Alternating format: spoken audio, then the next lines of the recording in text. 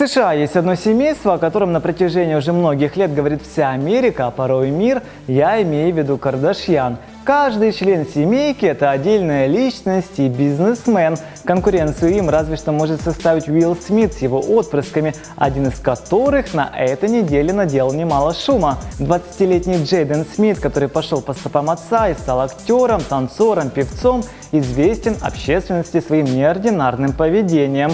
Так уже несколько лет парень время от времени появляется на публике в платьях и даже стал лицом женской коллекции одежды. Уилл Смит как-то признался, что со временем научился с пониманием относиться к своенравной позиции сына.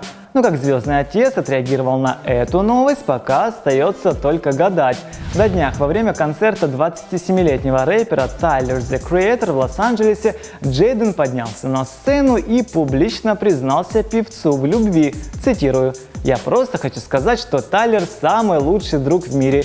Я его очень люблю. Хочу сказать вам кое-что, ребята. Тайлер не хочет говорить, но он мой чертов бойфренд, это правда. Если вы уйдете с этого шоу с чем-то, то мои слова – это как раз то, что нужно». Конец цитаты. Большинство поклонников не восприняли всерьез заявление Джейдена. Они убеждены, что таким образом парни просто решили пошутить. Ведь сын Смита хоть ранее и не афишировал свою ориентацию, но с девушками встречался. Что до Тайлера, то он давно намекал на свою гомосексуальность в песнях, хотя камин-аута прежде не совершал. Думаю, совсем скоро все станет явным. Talked to Elon last week, told him I whip too fast. 120 on the dash, I hope that I never crash. Misfits on the map, drop hits, that's that. Tail hit me with the pass, swish, niggas wish I never rapped.